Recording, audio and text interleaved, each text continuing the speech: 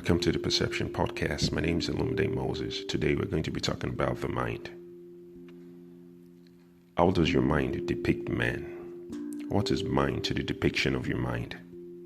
Now let me tell you what the mind is. The mind is a plot. The mind is a theme. The mind is a script. The mind is a plot, is a theme, is a script, is a position. Now your mind is beyond what you think it is.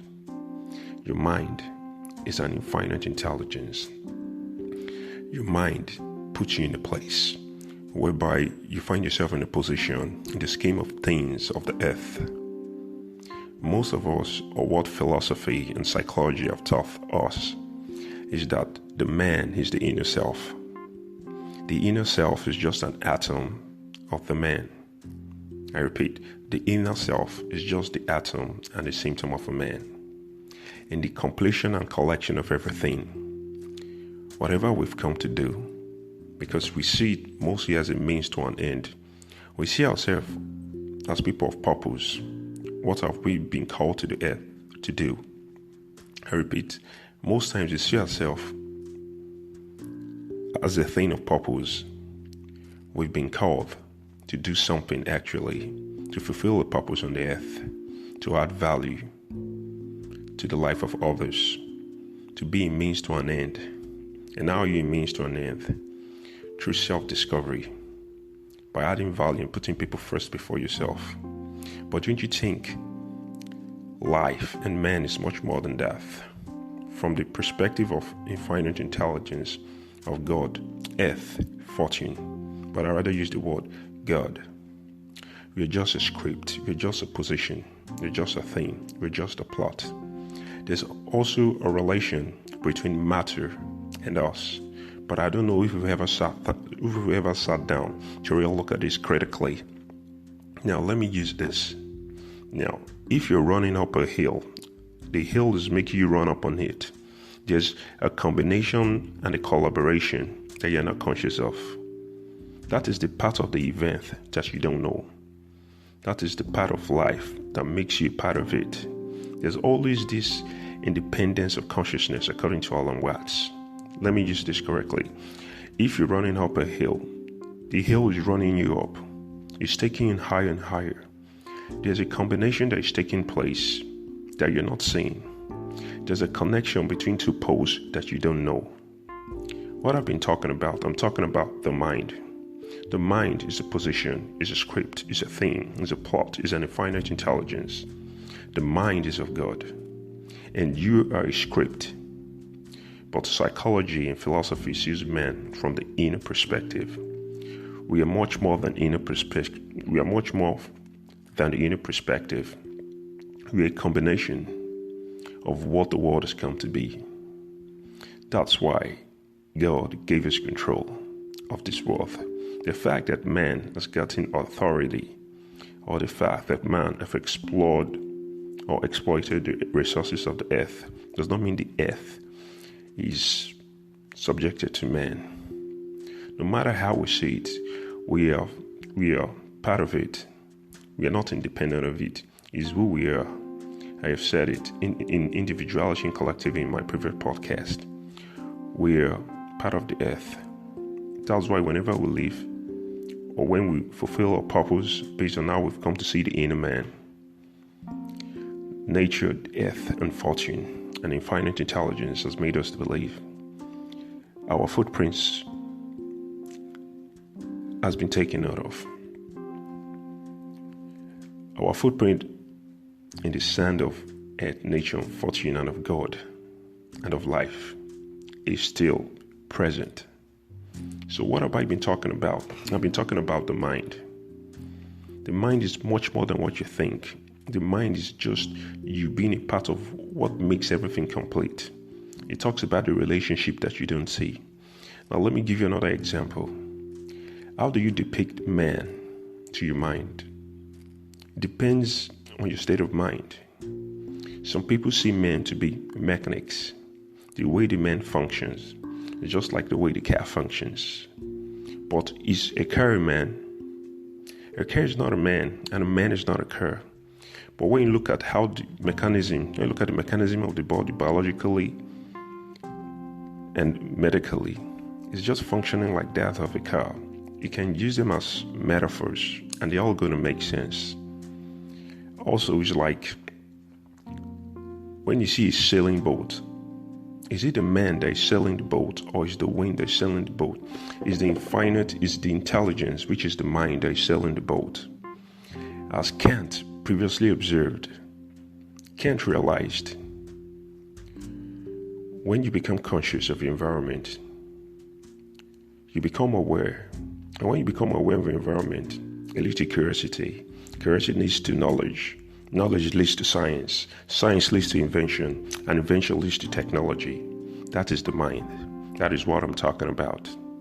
The fact that man exists on earth and makes the earth to fulfill its needs by his curiosity in which he has found himself does not necessarily mean the earth is subjected to him. The earth is not subjected to man. Man is an atom and a symptom of what the earth is. As Alan Watts explained, when you run up a hill, the hill is making you run it up, and it's taking higher and higher. There's just a connection between two poles that consciously you don't observe.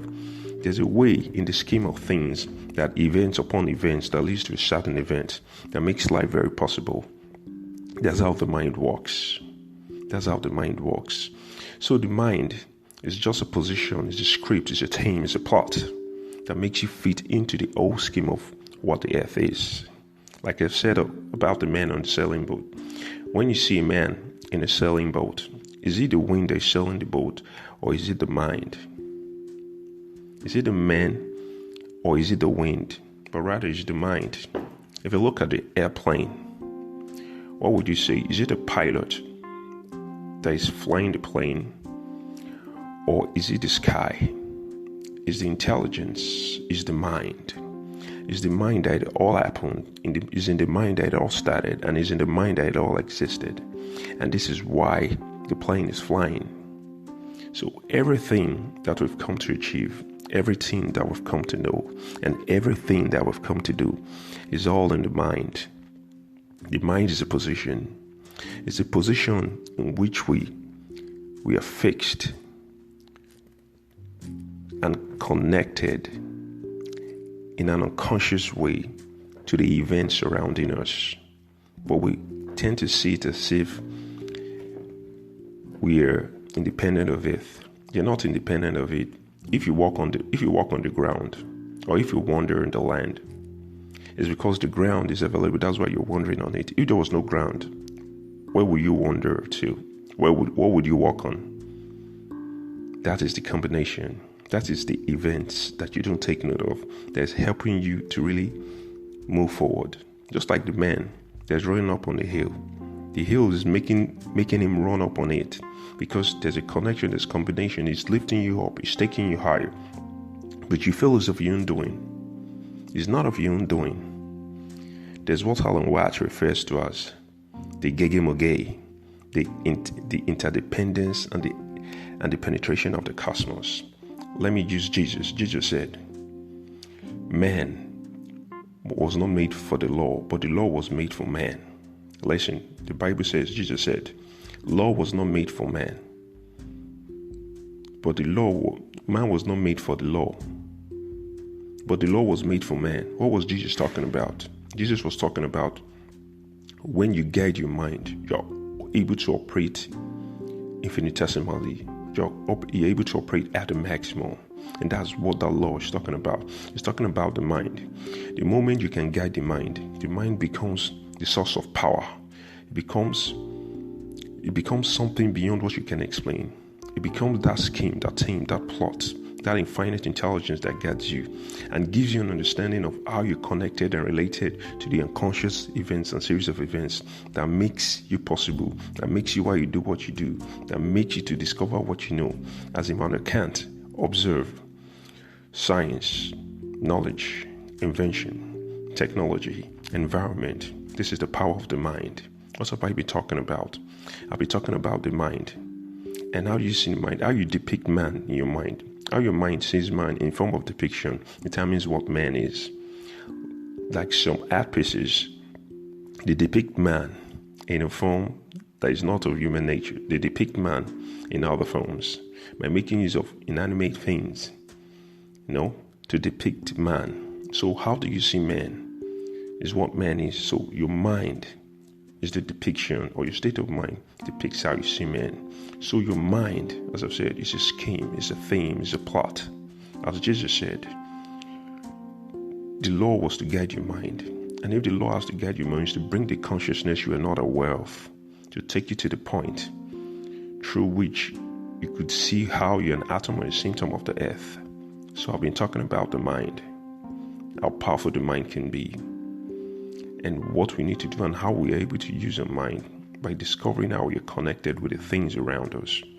We are not independent of the earth. We are part of the earth. We are a symptom. We are an atom of the earth.